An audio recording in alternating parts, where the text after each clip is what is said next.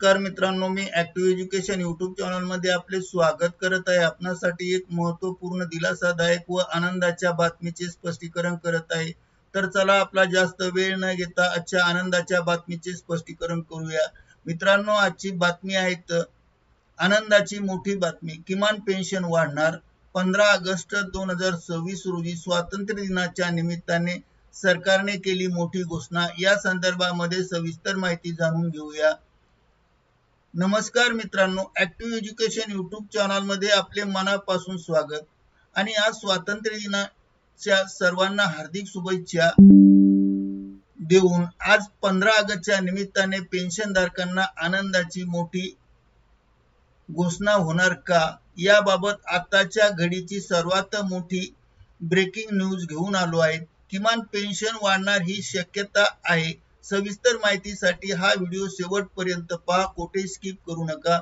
चला तर जाणून घेऊया संपूर्ण सविस्तर अपडेट। त्यापूर्वी आपण ऍक्टिव्ह एज्युकेशन यूट्यूब चॅनलवर नवीन असाल तर चॅनलला लाईक, शेअर आणि सबस्क्राईब करायला विसरू नका। पेन्शन संघर्ष समितीने 10 ऑगस्ट 2026 ला दुपारी 2 वाजता सचिवालयात केंद्र सरकारला एक विशेष निवेदन दिले आहे।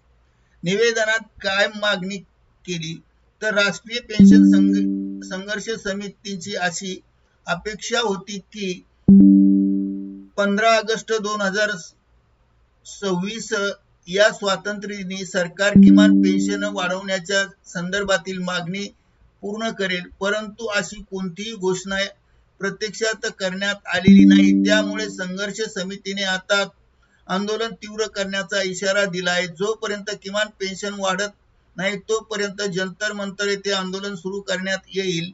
आणि 4 प्रमुख मागण्या त्यांच्या कोणत्या आहेत तर ईपीएस अंतर्गत म्हणजे ईपीएस 95 अंतर्गत किमान पेन्शन 7,500 प्लस महागाई भत्ता मंजूर करण्यात यावा।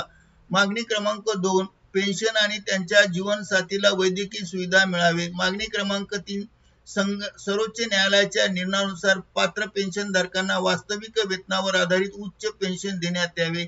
मागणी क्रमांक 4, नॉन ईपीएस 95 पेन्शनधारकांना 5,000 मासिक पेन्शन लागू करावे।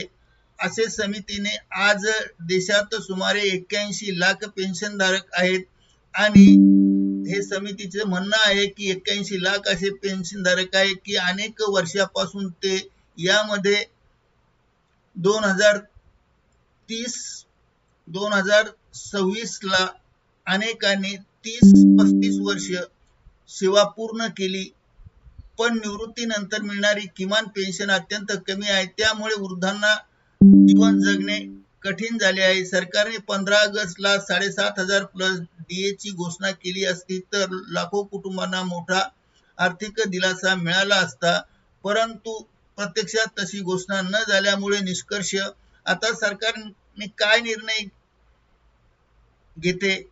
थोडक्यात पेन्शन संघर्ष समितीने सरकारला शेवटचा इशारा दिला आहे। मागण्या मान्य न झाल्यास आंदोलन अटळ आहे। केंद्र सरकार या 4 मागण्यांवर काय भूमिका घेते याकडे देशातील सर्व पेन्शनधारकांचे लक्ष लागले आहे। तुम्हाला किमान 7,500 रुपये पेन्शन हवी असे वाटते का? मग कमेंट बॉक्स मध्ये लिहा।